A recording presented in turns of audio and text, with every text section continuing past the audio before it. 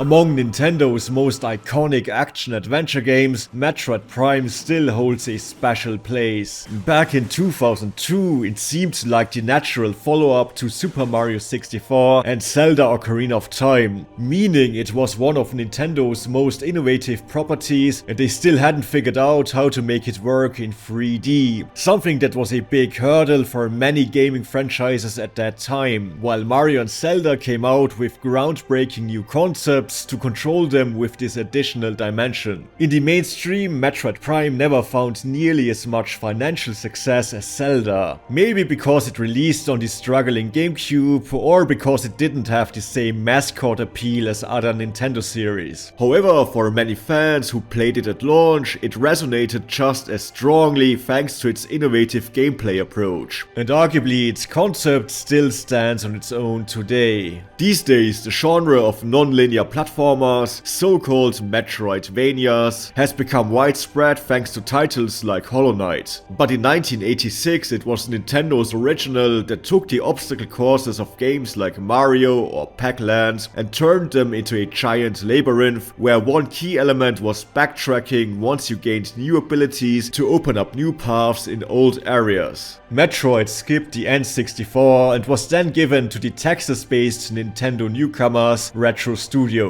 It was then Mario creator Shigeru Miyamoto who suggested making a first-person adventure out of this core idea of exploring a giant maze after similar plans for Zelda were dropped. And the new team took the assignment seriously. Similar to its predecessors, bounty hunter Samus Aran crashes on a deserted planet which players must conquer by using their wits. But while the original 2D Metroid series eventually became more focused on action platforming, Metroid Prime focused on slower, more immersive exploring. To this end, the first-person view was fully used as a way to immerse players into the world. Seeing reflections inside the helmet or the raindrops on the visor caused quite the astonishment in 2002. Not to mention that the world had incredible detail, because, believe it or not, Nintendo's hardware was actually more powerful than some of the competition at that point. At the same time, they used clever tricks like hiding loading times behind door animations to make the world feel seamless. When it comes to gameplay, the scanning mechanic is particularly smart, as players use the visor to collect information about the world and organically solve environmental puzzles. No part of the investigation feels artificial. The Switch remaster gave the game more traditional shooter controls, but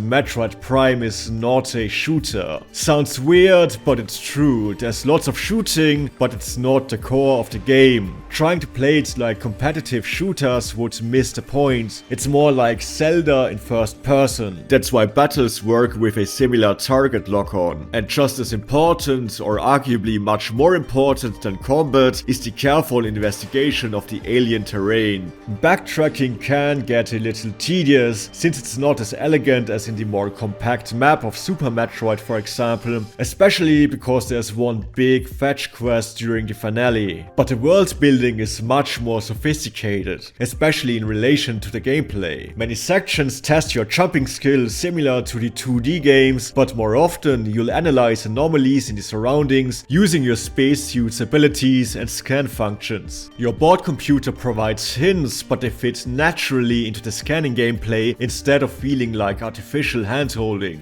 And obstacles like water or darkness, along with many puzzles, feel like natural parts of the world rather than mere upgrade barriers. It's rarely been this intuitive and immersive to explore ancient temples, sunken spaceships, and fallen sanctuaries. The story is completely optional for you to follow or not, I won't lie. Even though I tried reading all those logs and hidden entries, I never really stuck with that for long. But that's not a negative. On the contrary, interacting with the world yourself is key in this game. So it makes sense that it's up to the player to decide whether you want to engage with these optional story pieces or not, while your main goal is still to escape the planet using your arsenal and maybe hunt down your arch arch-nemesis Ridley. Speaking of which, it's a little surprising that Metroid never caught on in the mainstream, because in my book, it features the best kind of backdrop for this sort of space adventure. Similar to Star Wars, it might look like science fiction, but during its short moments of storytelling, there are many fantastical elements, be it evil space dinosaurs or hints of other supernatural elements like ghosts and remnants of spiritual tribes, which apparently inhabited these worlds before something swept them away.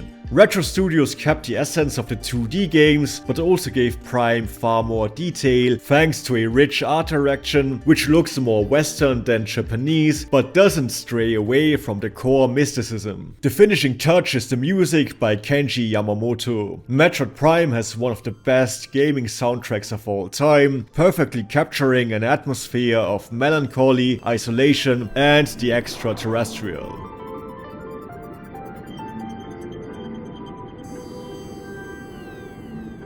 Even decades after its original release, the Switch remake of Metroid Prime is still impressive. By the time the remaster came out, other adventure games had regressed in how they handled exploration, often taking away player control altogether with GPS and marker systems. Meanwhile, Metroid Prime avoided anything breaking immersion and focused on more intuitive level and game design. It never achieved huge mainstream success, but among fans, it rightfully remains a milestone for immersive gameplay concepts.